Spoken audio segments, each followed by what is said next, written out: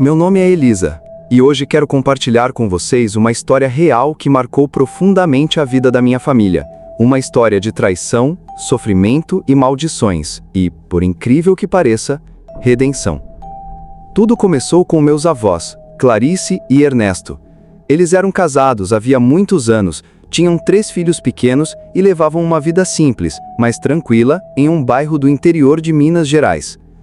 Ernesto era caminhoneiro e passava longos períodos na estrada, enquanto Clarice cuidava da casa e dos filhos. Apesar de não terem luxo, não lhes faltava nada. Minha avó era uma mulher dedicada, amorosa e fiel. Passava seus dias entre os afazeres domésticos e os cuidados com as crianças. Mas tudo mudou quando uma mulher chamada Isadora apareceu em suas vidas. Isadora era parente distante de um amigo do Ernesto. Viera de outra cidade e estava se hospedando com esse amigo por um tempo. Um dia, foi convidada para um almoço na casa dos meus avós. A partir dali, passou a visitar Clarice com frequência. No início, minha avó ficou feliz com a companhia. Afinal, vivia muito sozinha e ansiava por uma amiga adulta com quem pudesse conversar. Isadora era gentil, prestativa e atenciosa. Dormia na casa da minha avó quando Ernesto viajava, ajudava a cuidar das crianças, cozinhava com ela e até comiam juntas no mesmo prato, alegando que era para economizar louça. Em pouco tempo, se tornaram inseparáveis. Ninguém poderia imaginar o que ela tramava. Certo dia, Isadora chegou à casa da minha avó com uma expressão estranha. Disse, sem rodeios, que estava grávida. Clarice, surpresa, parabenizou a amiga, até que Isadora completou: "O filho é do Ernesto." A revelação caiu como uma bomba. Clarice, que estava grávida do 4º filho, sentiu uma dor profunda no peito. A traição de seu marido com sua melhor amiga a abalou de forma inimaginável. Começou a sangrar intensamente e foi levada por vizinhas ao hospital. Lá, recebeu a notícia de que havia perdido o bebê. Os dias seguintes foram sombrios. Clarice não conseguia comer, dormir ou cuidar dos filhos. A dor era tamanha que sua sanidade começou a se desfazer. Passou a rejeitar as crianças. Minha mãe, ainda menina, teve que assumir a responsabilidade pelos irmãos mais novos. Clarice saía de casa desorientada, se escondia em cemitérios, dormia entre os túmulos. Ela dizia que um enorme sapo verde a perseguia. Não importava onde ela se escondesse, ele a encontrava. Era do tamanho de um homem, com o ventre amarelado, gosmento e um cheiro putribundo. Clarice afirmava que se ele a alcançasse, ela morreria. 3 dias após o colapso, Ernesto retornou de viagem. Estava frio, indiferente. Não demonstrou nenhuma emoção ao ver a esposa em estado deplorável. Apenas disse que estava indo morar com Isadora e que havia vendido a casa. Clarice teria que sair imediatamente, pois o dinheiro da venda era para a nova família.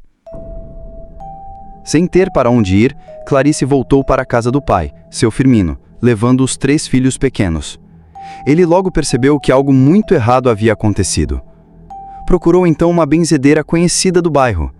Assim que viu Clarice, a mulher disse: "Isso é coisa feita, leve-a logo para quem sabe a desfazer." Firmino levou a filha para um terreiro, onde foi recebida por uma conhecida mãe de santo chamada Dona Rita. Mas, ao ver Clarice, Dona Rita se calou. Depois de alguns instantes, disse: "Não posso desfazer o que eu mesma fiz." Chocado, Firmino a confrontou, mas não obteve respostas. Foi expulso do local pelos filhos de santo. Desesperado, rodou toda a cidade até encontrar um terreiro humilde na periferia, comandado por uma mulher chamada Mãe Celina. Quando chegaram, ela os esperava na porta. Olhou para Clarice e disse: "Vocês quase não chegaram a tempo." Entraram e Mãe Celina explicou tudo. Uma mulher muito invejosa se aproximou dessa moça, porque queria tudo o que ela tinha. Fez uma amarração poderosa para tirar o marido dela, e conseguiu, mas não satisfeita, queria sua morte. Pagou a outra mãe de santo para fazer um feitiço mortal. Segundo Celina, um tufo de cabelo de Clarice foi costurado dentro da boca de um sapo, junto com o seu nome completo e gotas do seu sangue retiradas de uma roupa suja. O feitiço era para Clarice enlouquecesse e morresse em poucos dias. Mãe Celina, com a ajuda dos seus guias, desfez o trabalho. Clarice chorava compulsivamente, como se tudo estivesse sendo retirado de dentro dela. O cheiro de enxofre invadiu o terreiro. O corpo dela tremia, como se estivesse expurgando algo terrível. Depois daquele dia, Clarice melhorou gradualmente. Voltou a se alimentar, a dormir e, aos poucos, retomou o contato com os filhos. Voltou a ser a mulher forte e amorosa de antes.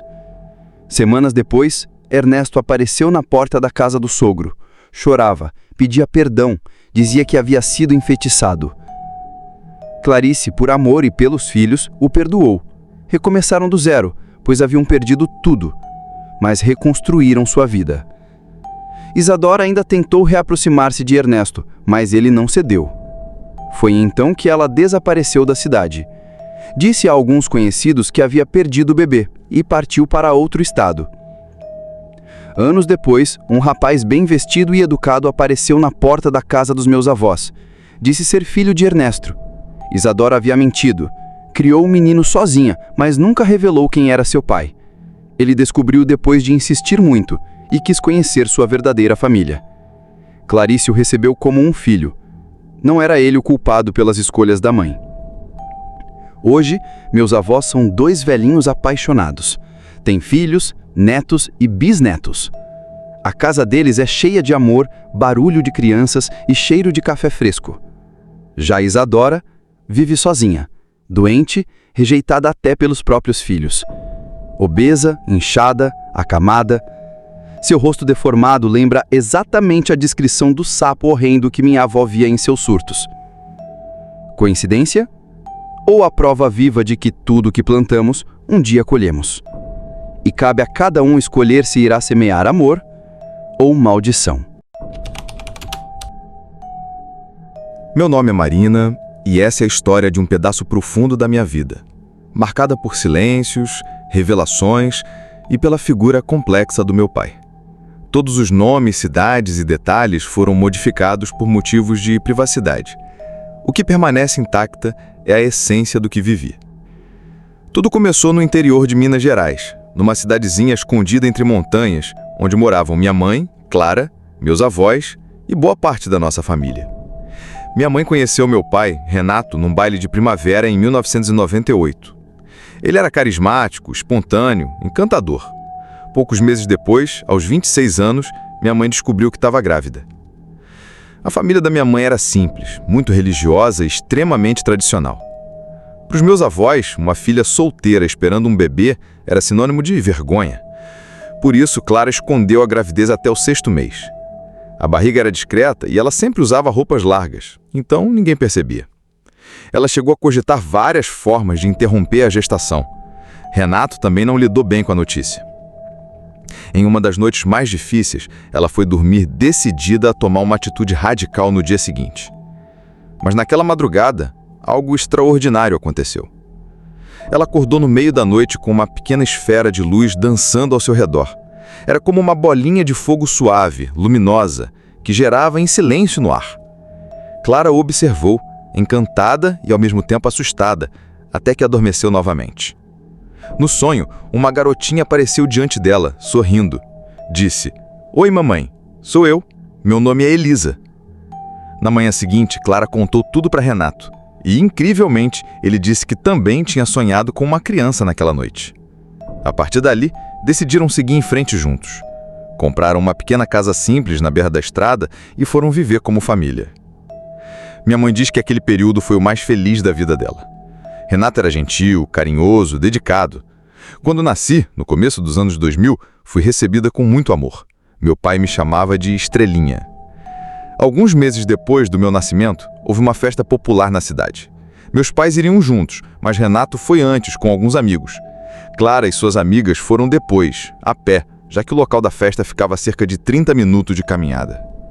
No meio do caminho, uma moto surgiu em alta velocidade, pilotada por um homem embriagado. Atingiu minha mãe em cheio. O impacto foi tão violento que anunciaram sua morte ali mesmo. Mas um amigo da família a levou imediatamente ao hospital da cidade vizinha. Por um fio, ela sobreviveu. Clara passou meses internada. Teve fraturas múltiplas, traumatismo craniano e teve em coma. Renato não saiu do lado dela. Dormia nas cadeiras do hospital, trazia flores, fazia planos. Mas quando ela finalmente teve alta, ele simplesmente disse que precisava de um tempo e foi embora. Renato se envolveu com outra mulher, Lourdes, uma figura amarga e controladora. Eu tinha uns 2 anos e não entendia por que meu pai não aparecia tanto. Quando aparecia, era frio e distante. A nova mulher dele parecia ter ciúmes de mim. Minha mãe e eu fomos morar com meus avós novamente, na mesma cidade. Com o tempo, minha mãe conheceu um homem mais velho, do estado vizinho. Aceitou morar com ele porque queria me afastar daquela mulher e dar uma vida melhor para mim. Fomos embora quando eu tinha 4 anos. Nessa nova cidade, minha infância foi mais tranquila. Descobri meu talento para pintura e fui incentivada a seguir por esse caminho. Durante essa época, tive experiências espirituais estranhas. Sonhos lúcidos em que eu curava pessoas com as mãos. Hoje sou terapeuta holística e trabalho com cura energética em animais. As sementes foram plantadas ali. Anos depois, minha mãe se separou novamente.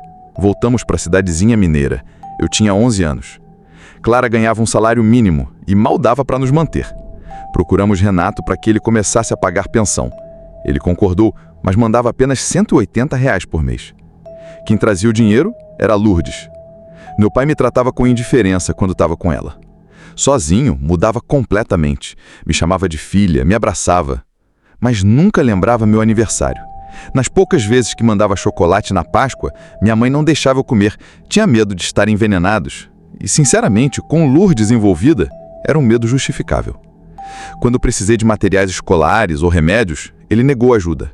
Dizia que não podia. Eu sabia que podia. Chorava de raiva. Minha mãe me ouvia, mas nunca deixou que eu cultivasse ódio. Dizia: "Você pode sentir raiva, filha, mas não alimente. Ela deve passar.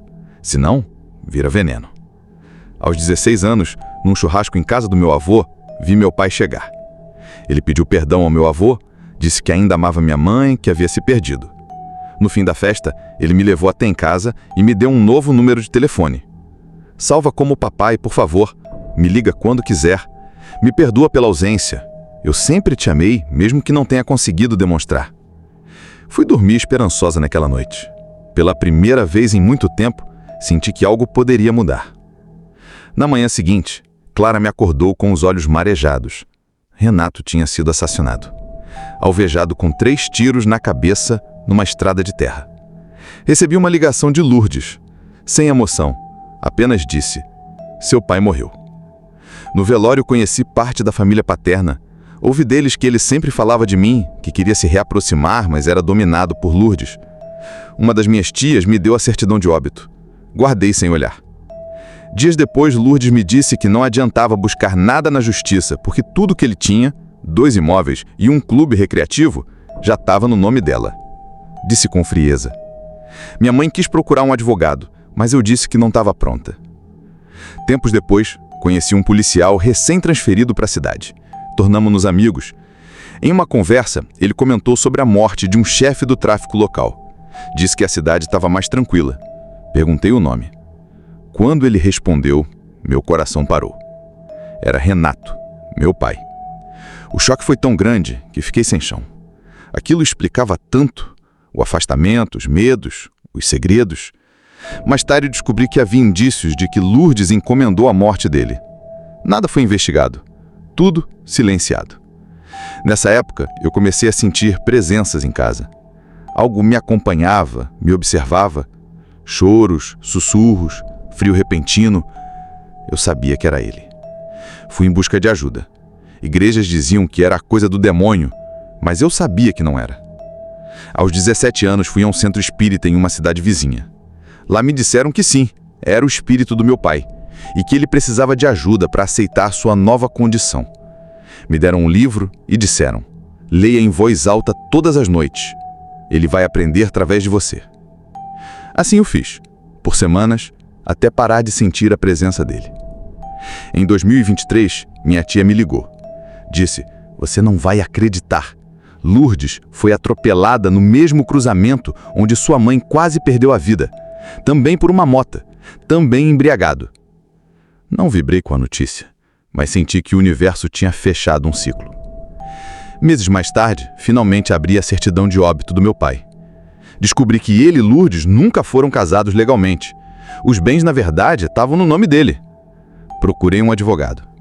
Ainda estamos resolvendo tudo. No aniversário dele, esse ano, escrevi uma carta. Querido pai, hoje seria seu aniversário na Terra. Não sei se isso importa aí onde você está, mas para mim sim. Foi o dia que você começou a sua caminhada, que de certa forma me trouxe até aqui. Errou sim, mas também amou, mesmo sem saber demonstrar. Eu te perdoo e espero que esteja em paz. Com amor, Marina. Naquela noite, sonhei com ele. Estávamos num jardim. Eu o abracei e disse: pai, você não morreu? Ele sorriu e respondeu: filha, agora eu sei, a gente nunca morre de verdade. Acordei com o coração leve. Contei para minha mãe, ela se emocionou e me contou pela primeira vez que o bolo favorito dele era o de frutas, o mesmo que ele mencionou no sonho. Hoje eu compreendo que a vida não precisa ser entendida completamente. Algumas coisas só precisam ser sentidas. Meu pai me ensinou que o mal existe, mas o bem também. Que a ausência nem sempre é desamor. Que perdão é mais forte que rancor. E que amar, apesar de tudo, ainda é a forma mais poderosa de seguir em frente. Histórias como essas nos mostram o quanto o invisível pode tocar diretamente nossa realidade. Na primeira, vimos que uma traição pode ecoar além do plano físico, quando forças ocultas parecem agir com precisão contra aqueles que ferem com frieza. O que parecia apenas uma vingança humana revelou-se algo muito mais profundo, quase como se a própria natureza conspirasse para fazer justiça com as próprias mãos. Na segunda, fomos levados por um relato comovente, onde o abandono não veio apenas da ausência, mas de forças que nem sempre compreendemos. O que parecia só tristeza escondia uma verdade sombria, marcada por perdas, espíritos que não conseguem partir e sonhos que cruzam a fronteira da morte. Esses dois casos diferentes compartilham algo em comum: o mistério que existe entre o mundo dos vivos e o dos mortos. Um fio invisível que conecta nossos sentimentos às consequências espirituais, seja por meio de maldições, projeções astrais ou encontros com almas que não descansaram. A pergunta que fica é: até onde vai o poder da nossa energia, das nossas escolhas e da nossa fé? E você? Já viveu algo inexplicável? Já teve a sensação de que alguém do além tentou te avisar, te proteger ou até te cobrar? Se você tem uma história sobrenatural que gostaria de ver contada aqui no canal Mistérios do Além, envie para o e-mail que está na descrição do vídeo. Nós respeitamos o seu anonimato e transformamos sua vivência em um relato envolvente e profundo. Até a próxima história. E lembre-se, o que está oculto sempre encontra um jeito de vir à tona.